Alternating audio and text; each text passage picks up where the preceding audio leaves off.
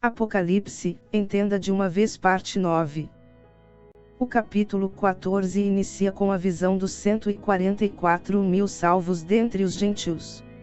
Estes 144.000 não são os mesmos do capítulo 7. Porque os do capítulo 7 são judeus, sendo 12.000 de cada tribo. E estes são os que foram comprados da terra, portanto, os que foram remidos no sangue do Cordeiro, logicamente os salvos de todos os povos, línguas e nações. São representados por 144.000, este talvez, é um número simbólico, um número profético. Aparecem outros anjos trazendo mensagens, o anúncio do primeiro anjo conclama solenemente os habitantes da terra a temerem a Deus e glorificarem o seu nome, tendo em vista que o julgamento divino já começou. O segundo anjo anuncia a queda moral de um falso sistema religioso representado pela figura de Babilônia. O terceiro anjo amplia o sentido das duas primeiras mensagens, formando com estas uma unidade indissolúvel. Nesse capítulo ainda há o anúncio da queda da Babilônia, a proclamação do juízo dos que adoraram a besta e a sua imagem e a colheita de almas da grande tribulação. Capítulo 15, anuncia os 7 últimos anjos com as 7 pragas. As últimas pragas da ira de Deus. Os que venceram, a besta e seu sistema são vistos no céu. Este é um capítulo bastante curioso, aqui temos a consumação da ira de Deus, ou seja, a manifestação da justiça de Deus através destes juízos. Temos o resgate daqueles que morrerem na grande tribulação em fidelidade ao nome de Jesus, e esta é a segunda oportunidade. Porque os arrebatados já foram e estes serão salvos como que pelo fogo, terão que morrer negando a marca da besta, aceitando e confirmando a Cristo como seu Salvador para terem direito à salvação. Por isso inclusive que eles são vistos no céu como mártires porque terão que morrer.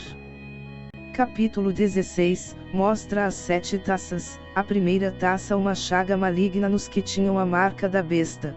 Segunda taça, o mar se torna em sangue como um morto e toda alma vivente no mar morre, este é o mesmo cenário que vimos nos selos e nas trombetas.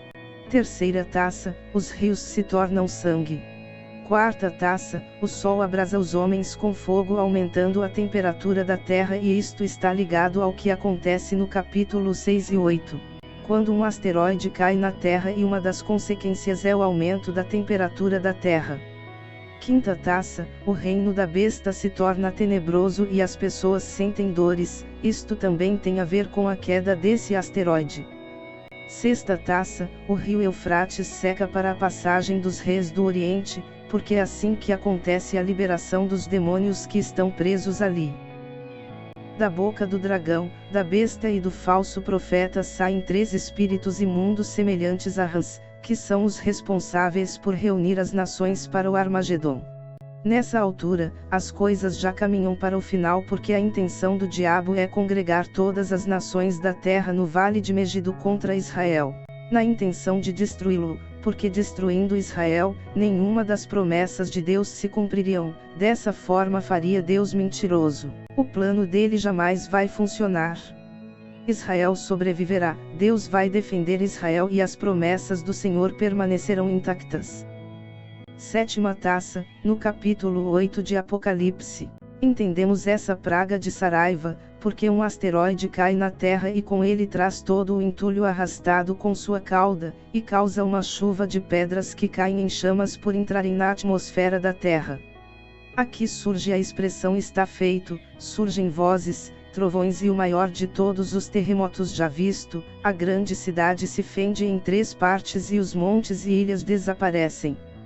Saraiva cai sobre os homens. Este terremoto também pode ser resultado da queda deste asteroide.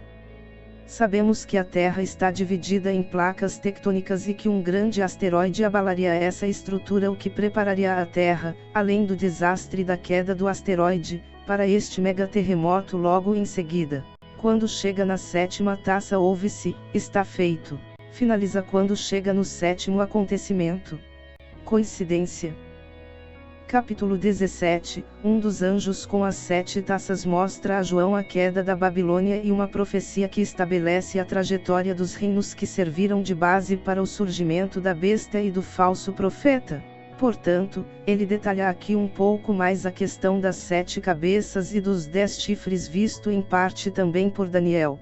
Fala dos 5 reis que já cairão: Egito, Assíria, Babilônia, Pérsia e Grécia, um que existe, Império Romano em vigência na época de João, e um que virá, os 10 reinos que surgirão no tempo do fim, para dar o seu poder à besta, e durará pouco tempo.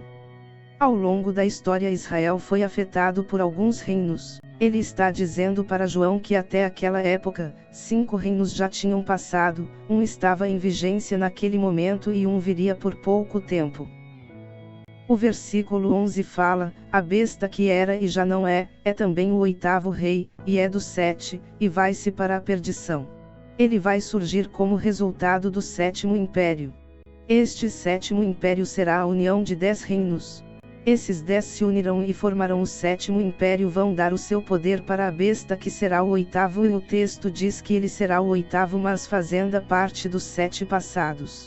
Ou seja, ele não vai surgir do nada, tem que ter conexão com a história, porque é isso que o texto está dizendo com toda clareza. Se não tiver essa conexão, não pode ser o anticristo. Versículo 12: os 10 chifres que viste são 10 reis, os quais ainda não receberam o reino, mas receberão autoridade, como reis, por 1 hora, juntamente com a besta. Essa expressão como reis indica poder dado por reis. As nações do mundo que ainda conservam a monarquia absoluta, onde o rei manda realmente, são as muçulmanas. O texto fala de uma prostituta que é a Igreja Católica, com a qual todos os reinos da terra se prostituirão. A mulher aparece como símbolo de uma igreja ou nação. Segue dizendo no versículo 16: e os 10 chifres que viste, e a besta, estes odiarão a prostituta e a tornarão desolada e nua, e comerão as suas carnes, e a queimarão no fogo. Então os 10 reinos que se levantarão, fecharão com o anticristo, e uma das primeiras coisas que farão é ir contra o Vaticano para destruir o seu poder. Porque o interesse deles é dominar o mundo. A Igreja de Cristo já terá sido arrebatada e na mente deles a Igreja Católica representa o cristianismo naquele momento. Ele vai querer dominar e não aceitar a concorrência aos seus princípios e religião.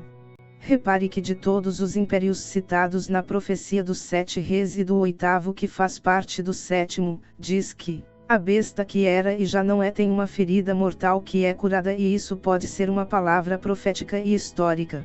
Porque na história dos reinos, o Egito está lá intacto, da mesma forma a Síria, a Grécia e Roma, mas cadê a Babilônia? É o único império destes 7 que aparentemente desapareceu. O texto diz que essa besta era e já não é, mas que vai se manifestar no final dos dias, e ela tem uma ferida mortal que foi curada. Dessa região do Oriente Médio, os países que são islâmicos, que estão dentro da região do antigo Império Babilônico, persa, grego e romano.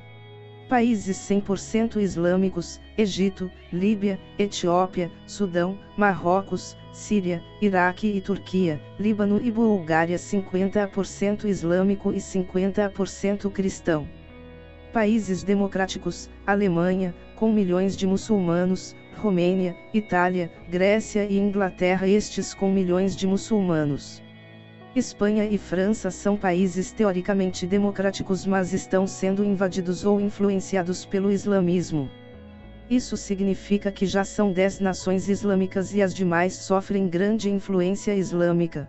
E o islamismo é a mola que erguerá a Babilônia. Porque todo o território babilônico hoje é muçulmano. Daniel 7:24 diz: quanto aos 10 chifres, daquele mesmo reino se levantarão 10 reis, e depois deles se levantará outro, o qual será diferente dos primeiros, e abaterá a 3 reis. Proferirá palavras contra o Altíssimo, e consumirá os santos do Altíssimo. Aconteceu no ano 70 depois de Cristo. Essa parte pula eras e fala do período da grande tribulação. Cuidará em mudar os tempos e a lei, os santos lhe serão entregues na mão por um tempo, e tempos, e metade de um tempo. Estamos vivendo dias onde ensinar o certo, ensinar como ensina na palavra de Deus, é tido como preconceito. Isto significa mudar as leis. Alguns já perderam a noção do que é certo e têm todas as práticas mundanas como normais e não atentam que estão sendo contaminados. O próprio Jesus, que não exagera e nem diminui as informações, disse em Mateus 24 que haverá um tempo de angústia como jamais houve sobre a face da terra. Vai ser o pior lugar para se estar na grande tribulação. Quem não aceitar o anticristo nem a sua marca vai viver um sofrimento terrível. É tempo de levar a sério tudo o que está escrito na palavra de Deus, porque Deus não está de brincadeira. Este vídeo continua. Compartilhe esta palavra. Inscreva-se no canal.